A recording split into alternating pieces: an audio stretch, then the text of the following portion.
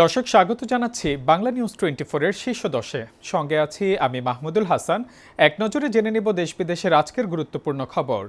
বিদায়ে আত্মশুদ্ধির মাসের রাত পোহালেই সারা দেশে পালিত হবে পবিত্র ঈদ উল ফিতর। জাতীয় ঈদগাহে ঈদের নামাজে অংশ নেবেন রাষ্ট্রপতি, প্রধানমন্ত্রী। নিরাপত্তা সহ সব প্রস্তুতি সম্পন্ন। বৃষ্টি হলে বাইতুল মোকাররমে হবে প্রধান জামাত।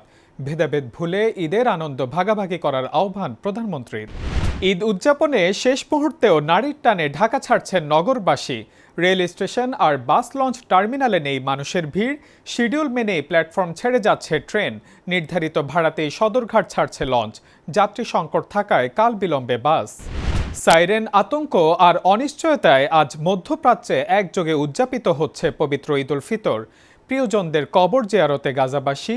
৫৯ বছর পর আল আকসায় ঈদের নামাজ আদায়ে ইসরায়েলের নিষেধাজ্ঞা।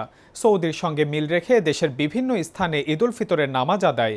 দেশে দেশে বিশ্ববাসীর প্রতি শান্তি কামনায় মহান রবের কাছে প্রার্থনা।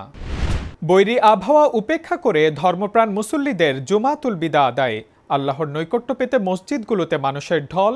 নামাজ শেষে দেশ ও মুসলিম উম্মাহর শান্তি সমৃদ্ধি কামনায় বিশেষ দোয়া। বাইতুল মোকাররমে অনুষ্ঠিত ঈদের ৫ জামাতের সময়সূচি ঘোষণা। ১২ দিন পর দেশে ফিরল সৌদিতে ক্ষেপণাস্ত্র হামলায় নিহত মোশাররফ হোসেনের নিথর দেহ। ২ সন্তানের শিক্ষার খরচ বহন করবে সরকার বলে জানিয়েছেন প্রবাসী কল্যাণমন্ত্রী। বাহরাইন থেকে বিশেষ ফ্লাইটে দেশে ফিরছে ২৮০ প্রবাসী। লম্বা ছুটিতে ফাঁকা ঢাকায় চুরি ছিনতাই রোধে আইনশৃঙ্খলা বাহিনীর বিশেষ তৎপরতা। অপরাধ প্রবণ এলাকায় বাড়তি পুলিশ মোতায়েন। রাতেও চলবে টহল। চিহ্নিতদের ধরতে জারি থাকবে বিশেষ অভিযান।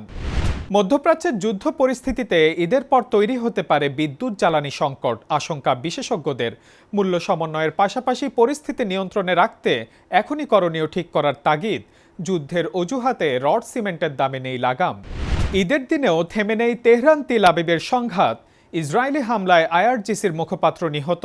মার্কিন অত্যাধুনিক যুদ্ধ বিমান ভূপাতিতের ভিডিও প্রকাশ ইরানের।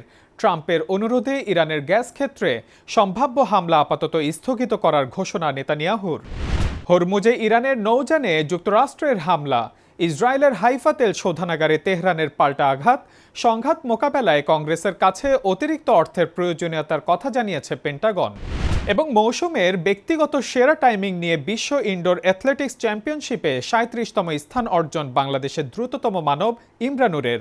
মাত্র ৬.৭১ সেকেন্ড সময়ে ৬০ মিটার স্প্রিন্ট পাড়ি এশিয়ান ইনডোর অ্যাথলেটিক্সের স্বর্ণজয়ী এই গতিমানবের। আজ এই পর্যন্তই। সবশেষ খবর সবার আগে জানতে ভিজিট করুন Bangla news 24 website, YouTube channel এবং ফেসবুক পেজে। এতক্ষণ সাথে থাকার জন্য ধন্যবাদ।